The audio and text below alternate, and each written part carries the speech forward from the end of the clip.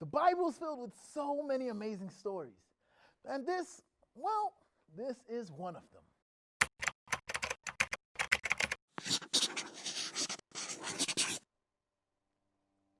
So the story goes that we find David on the run, running for his life. And you're probably wondering, how did all of this happen? I mean, David was slaying giants and he was now on the run? Well, it's a long story and we'll probably get into all of that at a later time. But basically, Saul wanted to have David killed. Now you're like, Saul, the king, when he slayed Goliath? Yes, that's Saul. In fact, there was a time where Saul actually threw a spear at David. So David was on the run for his life. So we find David in a cave near the Dead Sea in a place called En-Gedi. Now, Saul is looking for David, and as he is walking, he needs to take a break, and he sees a nice cave, and he goes into the cave for his break. Now, little did Saul know that that cave was the same cave that David and his men were hiding in. Now, Saul was in the cave by himself, and David's men see an opportunity to get rid of Saul. So they go to David and they're like, oh, David. David's like, yeah, that's Saul, David. It's like, I know. You know now's a good time to get him. And David is like, no, I cannot kill a man who God appointed as king. He is my king. So instead of taking Saul's life, David sneaks up to Saul and cuts off a piece of his robe and sneaks back with the piece of his robe.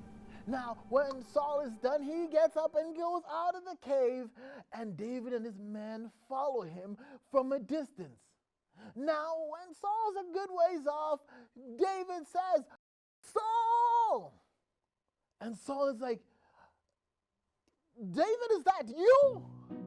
He's like, yes, I have a question. What is it? He's like, tell me why you don't like me, Saul.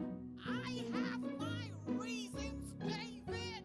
Well, I would like to know why you would want to hurt me, so tell me why you don't like me.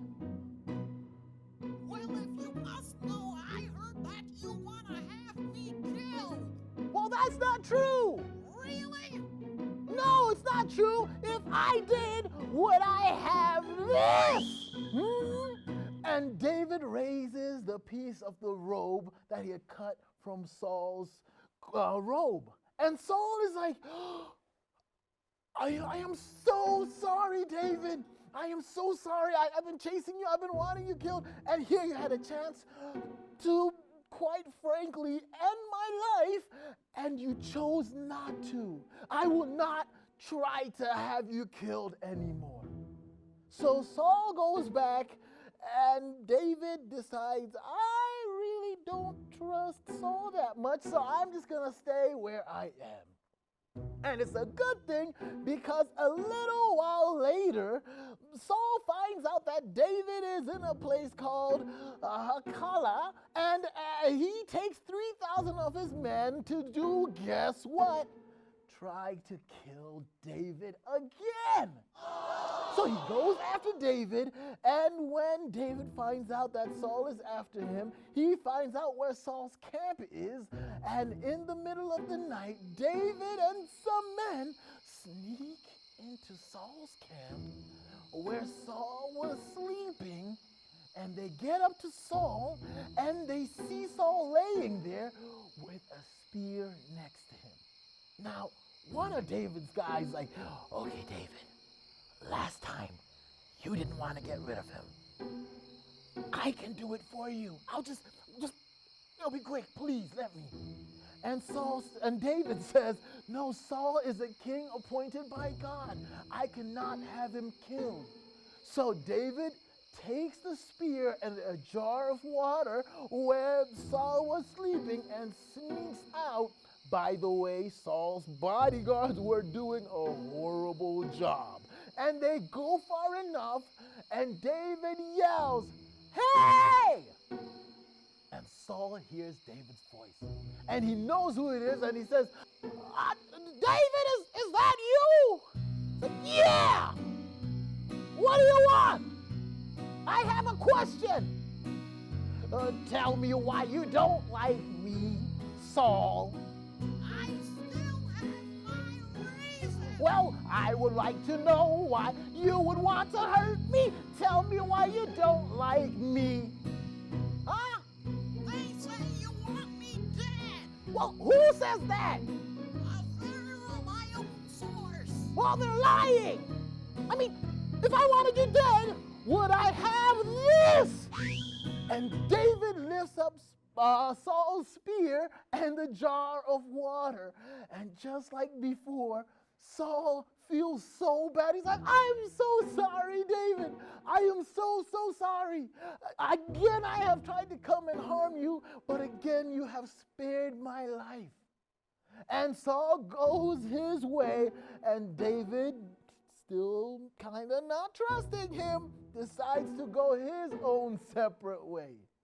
Now, we're going to end the story there, and it's a very interesting story with a lot of interesting things, but the lessons that I get from it are so amazing.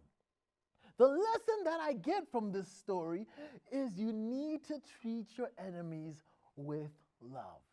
Here we have David running for his life, and he has the chance to stop his enemies and end his enemy's life, and he can do it quickly, and he had all the right to, but he chooses to show love instead. He says, "How can I hurt someone that God has appointed king?" The Bible says we need to love even our enemies as ourselves. That was a pretty amazing story, huh? And I hope you've had as much fun listening to the story as I've had telling the story. Till next time, bye.